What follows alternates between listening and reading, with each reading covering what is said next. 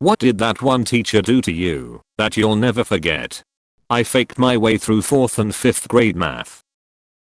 I never understood how to do long division, but managed to hide that from the teachers and answer test questions by reverse multiplication. Basically guess a number and multiply it out and see how close I would get and keep doing it until I got the answer. My 6th grade math teacher figured out that I was faking and had no idea how to actually divide anything. She had me come in one afternoon to help with cleaning the area. So all the kids fought for this privilege, so I was thrilled, sat me down, and tutored me until I grasped the concept. Bless you, Mrs. Gillespie. My physics teacher in high school hosted an annual trip to Walt Disney World in Orlando for 15 to 20 kids for over a week. I was one of the better and most interested students in his class. He was an incredible teacher who found examples in physics everywhere. He also used to work for Disney prior to teaching. Since my family was not so well off, and I could not afford the trip to Walt Disney World, I declined when he asked me if I was going to join. He probed a bit, and he somehow found the funds to have me join without me even inquiring. I don't know if he pulled school money or there was a surplus, but either way, that was one of my best memories from that school. I still keep in touch with him 15 years later. Made us make paper cranes for hall passes. 0.20 years later I can still make a top-notch crane. In high school one of my teachers had this duckbill whistle, literally shaped like a duck's bill, and it made a quacking noise. She used it to get the class attention. One time I guess we were being extra rowdy and she blew the ever-living shit out of it, and the class went stone dead quiet. She got this shocked look on her face, and then took her hairpin out and dropped it, and the whole class heard it hit the ground, and she got this big grin on her face and we all just busted out laughing. My band teacher drove me home several times after the 7 p.m. jazz band practice. My dad was supposed to pick me up, but several times he fell asleep and didn't answer the phone when I tried to call.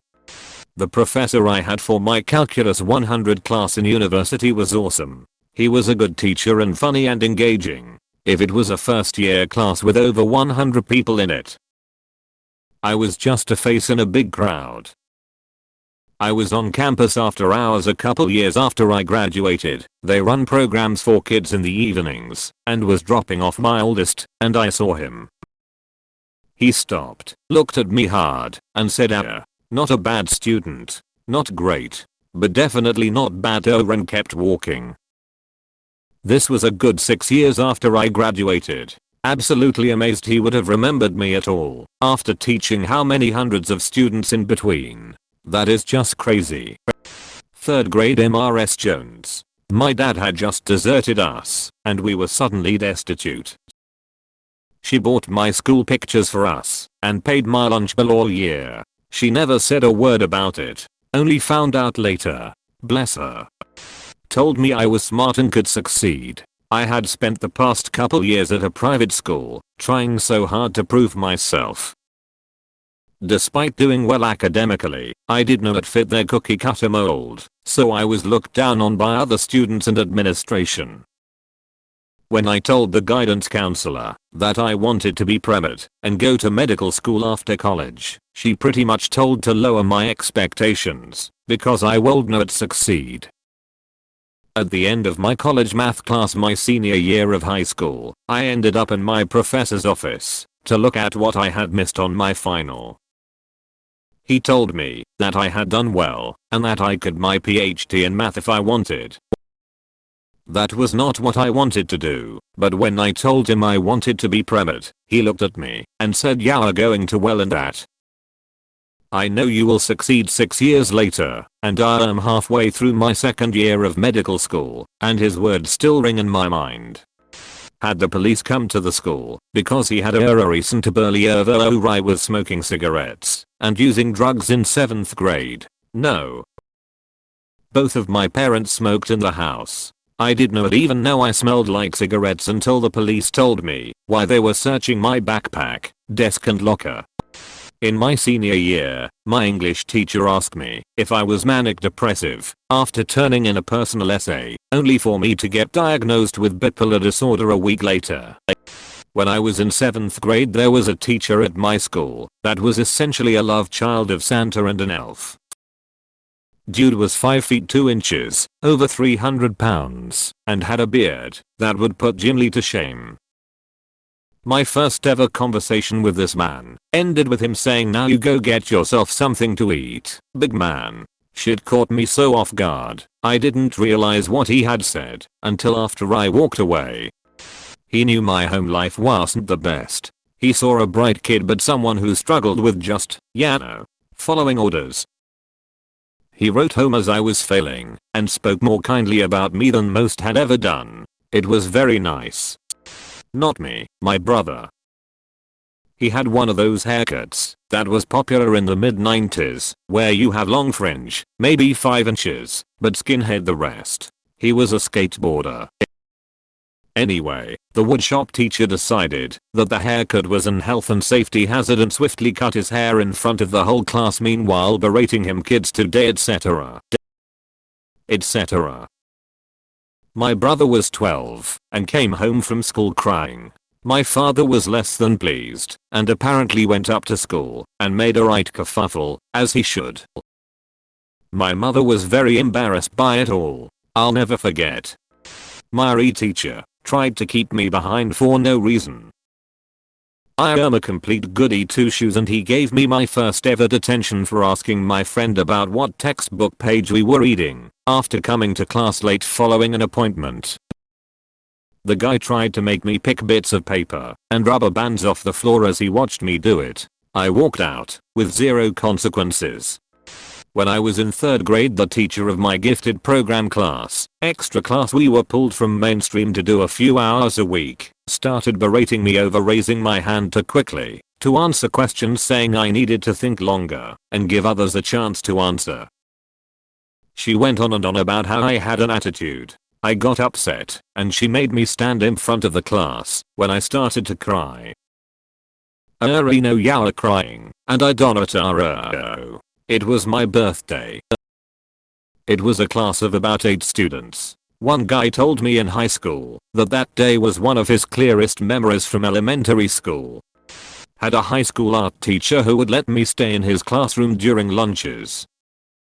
Always gave me half his sandwich and other extra food because he knew I didn't eat much otherwise. Edit. He would also keep a drawer in the classroom stocked with snacks so that I could swing by and grab something between classes if I needed. No, he never did anything questionable, and no, I never fell asleep after eating the sandwiches. He was just a kind person. Oh boy. Grade 3, I said "oh, crap" when I got tagged out, rounding second, during a game of soccer baseball, Canadian term for kickball. A little girl covering the base screamed, "Teacher, negotiation failure," said the C word. So I got put on detention and yelled at for the rest of the day until I finally snapped on my teacher at the end of the day and said, "Listen teacher, I don't get it." All I said was "oh, crap" when she caught the ball, and I didn't even know that that was a swear word. The teacher replied, "Oh, I'm so sorry, I thought you said the other C word." I said, "What is the other C word?" She said, "Ask your mother." At the end of the day I got into the van and told my mom what happened. She broke out laughing her ass off and explained to me when I asked that the word the teacher thought I had said was cunt. I went to school the next day and said to all my friends, "Hey guys, guess what word I just learned?"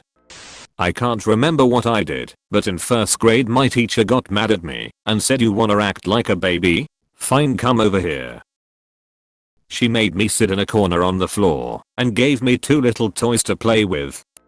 Called my mum while she was at work to tell her I'd written one of the best things he'd ever seen as a teacher.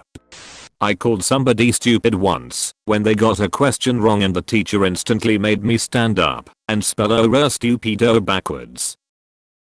Got it wrong with the pressure and learned a lesson that day. This teacher was extremely strict, hated by my class, but loved me because I was one of the few who respected her and did well in her class.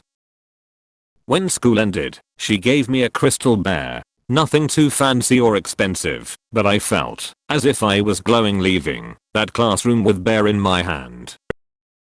I still have it and will treasure it forever.